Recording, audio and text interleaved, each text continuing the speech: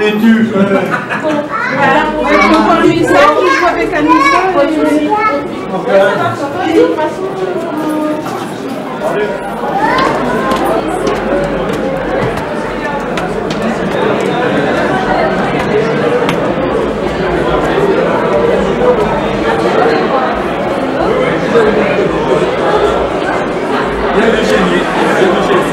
voilà ce côté. Bonne santé, bon bien, le champ de santé.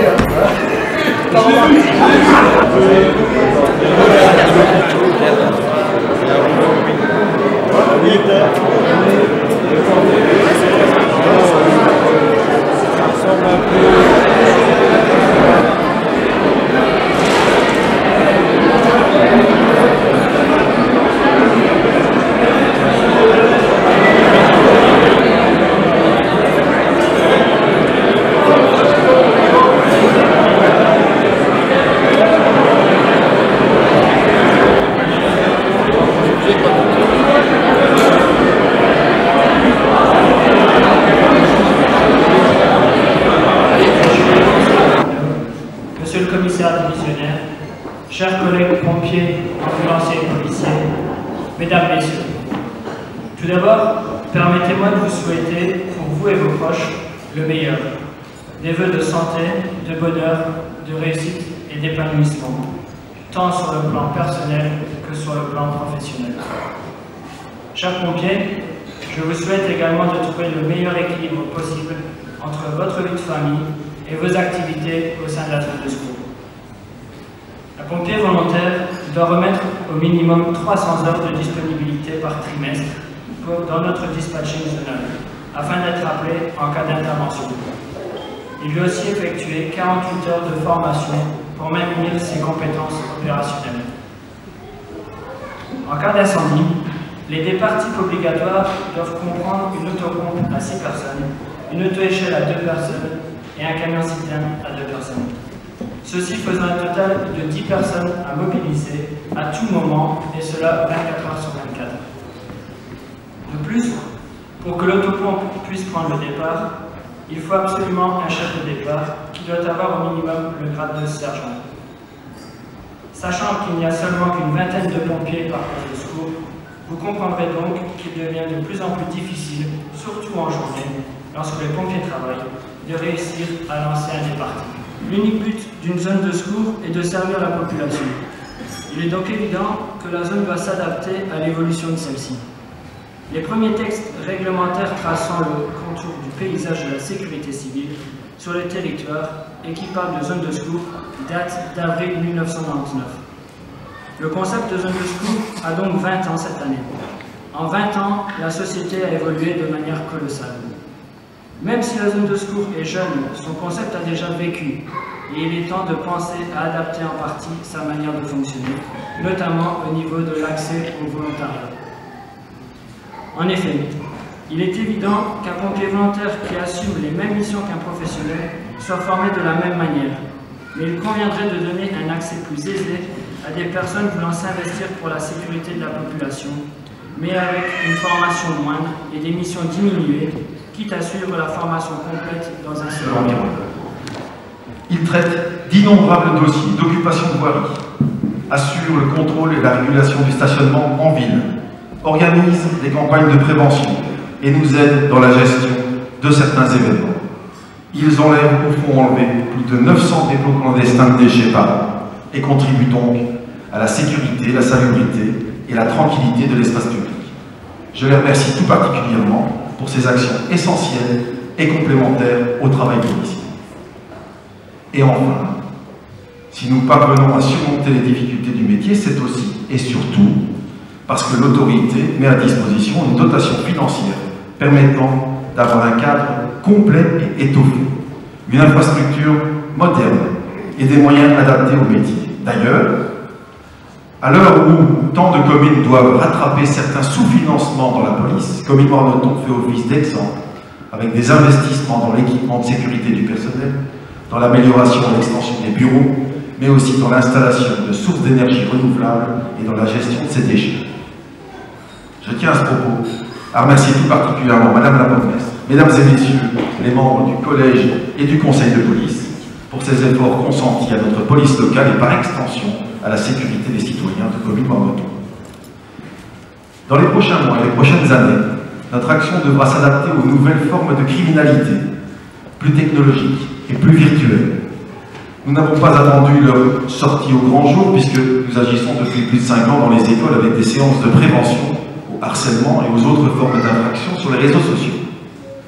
Nous sommes dotés de moyens d'analyse performants et nous nous perfectionnons afin de transformer les données circulant sur Internet en atout policier au lieu de les subir comme une menace. D'autre part, sur base de l'expérience acquise depuis 4 ans, les autorités ont également approuvé un plan d'extension du réseau de caméras de vidéosurveillance urbaine. Ainsi, avant la fin du mois de mars 2019, 14 nouvelles caméras seront installées à Warneton et à Ploegstert. Elles devront permettre d'identifier plus d'auteurs de faits et d'élucider plus de faits. Lors de sa dernière venue à Comines-Warneton, M. le procureur du roi a vu d'un très bon œil cette extension du réseau en précisant qu'il pourrait ainsi citer plus d'auteurs devant les tribunaux, notamment pour les faits commis avec violence et dont il nous a précisé qu'il en faisait une priorité dans ses poursuites. Notre police locale développera également une nouvelle offre de services de proximité par l'intervention sur le terrain d'inspecteurs spécialement formés à la recherche et au relevé de traces, comme les empreintes digitales ou l'ADN. Il s'agit d'une première dans la région, et l'objectif est de compléter le travail des laboratoires de police scientifique et technique qui interviennent au départ de Mons. Comme vous pouvez le constater, les projets ne manquent pas. En m'adressant maintenant directement à mes collaborateurs, je voudrais vous féliciter pour tous les dossiers que vous avez menés à bien durant l'année écoulée. Ils sont le fruit de votre travail et de votre engagement envers la population. Certaines circonstances ou certains faits nous rappellent parfois que nous pourrions mieux faire et nous nous y attellerons. Mais si j'en juge à la motivation des plus jeunes et à l'enthousiasme des plus chevronnés, alors je me dis que Comines-Warneton peut se targuer d'avoir une police de qualité au service de la sécurité. Je vous souhaite à toutes et à tous une excellente année 2019. Je vous adresse tous mes vœux de santé, de prospérité et de bonheur dans votre vie professionnelle, mais aussi et surtout au sein de vos familles et avec vos proches. Je vous remercie. Permettez-moi de débuter ce discours en vous présentant à toutes et à tous une excellente année 2019, comblée de choses positives, enrichissantes et agréables, tant sur le plan personnel, familial que professionnel. Difficile d'être original ou d'innover en ce mois de janvier. Il est de tradition de présenter ses vœux et d'apprécier le florilège de dictons et citations qui ponctuent les différents discours. Il n'est cependant pas facile de trouver les mots justes correspondant aux situations que vous avez pu vivre tout au long de l'année écoulée. C'est donc un exercice de style périlleux dans lequel je saute à pieds joints et où je souhaite vous adresser avant tout des messages clairs tout en restant attentionné. Et comme le commissaire divisionnaire l'a souligné, nombreux sont ceux qui comparent votre travail aux fictions télévisées. Si on s'y tenait, comme pour les dossiers à traiter, on pourrait rapidement éluder la question des vœux en programmant simplement une réception presque parfaite ou un top chef de corps et de caserne, où les performances culinaires ou brassicoles seraient passées au crible, en espérant que cela ne se termine pas en cauchemar en cuisine. Cependant, notre centre culturel manque d'une salle de bain pour faire le débriefing et attribuer les points. Revenons donc les 2 pieds sur terre. Rassurez-vous, je ne serai pas longue. Je jette d'abord un coup d'œil furtif dans le rétroviseur et me permets, au nom de tous les élus de notre ville, de vous remercier toutes et tous pour le travail considérable effectué au quotidien au service de tous nos concitoyens. Place au nouveau plan d'action. On se relève les manches et on avance. Depuis le mois de décembre, j'ai eu l'occasion de rencontrer certains d'entre vous, de me pencher avec vous sur certains dossiers ou de solliciter votre collaboration. J'apprécie largement l'accueil favorable que vous réservez au casting de notre tripartite. Soyez-en ici tous vivement remerciés. Cette année, nous sommes résolus à apporter des réponses et un soutien adapté aux besoins dont vous nous ferez part. Nous attacherons de l'importance à vous offrir des conditions de travail adéquates afin de pouvoir mener à bien vos différentes missions. Dans l'intervention, mais aussi au niveau de la prévention, qui doit notamment prendre le pas sur la répression, mais également au niveau du travail plus administratif, qui restent trop souvent hors du champ de vision des citoyens. Le contact humain reste quant à lui essentiel. Notre vision est claire. Vivre avec l'esprit tranquille est une condition pour vivre en harmonie et en paix, d'abord avec soi-même, puis avec les autres. Pour cela, il faut s'en donner les moyens. J'accorde une importance particulière à la transversalité qui se doit d'exister au sein des zones de secours et de la police. Des éléments me semblent indispensables, même à notre modeste échelle. Le décloisonnement entre services, une approche souple, une vision globale de la sécurité des interventions, une relation transparente et de confiance avec les autorités locales avec lesquelles vous êtes intimement liés. Je suis rassurée de voir que vous en avez conscience. Rien n'est jamais acquis, mais les progrès constants sont notables et je m'en réjouis. Quel que soit votre domaine, à effectif constant, le volume de travail est croissant. Que vous soyez inspecteur de quartier, maître chien, secrétaire, pompier professionnel ou volontaire, vos interventions, tout comme le travail que le citoyen et l'autorité sollicitent auprès de vous, représentent un enjeu important pour le bien-vivre de la population. Permettez-moi d'y ajouter les rôles des gardiens de la paix et des agents d'environnement qui sont omniprésents sur le terrain. Vos rôles respectifs sont de plus en plus étoffés. Malgré cela, vous parvenez à tenir le cap et à atteindre les objectifs fixés. Cap sur la zone de police. Le plan zonal de sécurité arrivera doucement à son terme. Il sera revu et déterminera les priorités de demain, tant sur le volet opérationnel que sur les effectifs à mobiliser. Vous en constituez donc le point de départ. Le plan communal de mobilité fera également partie des priorités. La mobilité relève du quotidien de tous et nous avons la responsabilité de l'améliorer. L'analyse de la densité de circulation et les modes de déplacement nous amèneront à adapter le réseau de voirie. Votre travail quotidien et votre analyse nous seront plus utiles à ce sujet également. Comme nous le souhaitions, le réseau de caméras de surveillance sera étoffé cette année avec des nouvelles installations à Warneton et à Postert. C'est un outil qui contribue largement au maintien de l'ordre public et qui permet de prévenir, constater ou déceler les délits et les nuisances.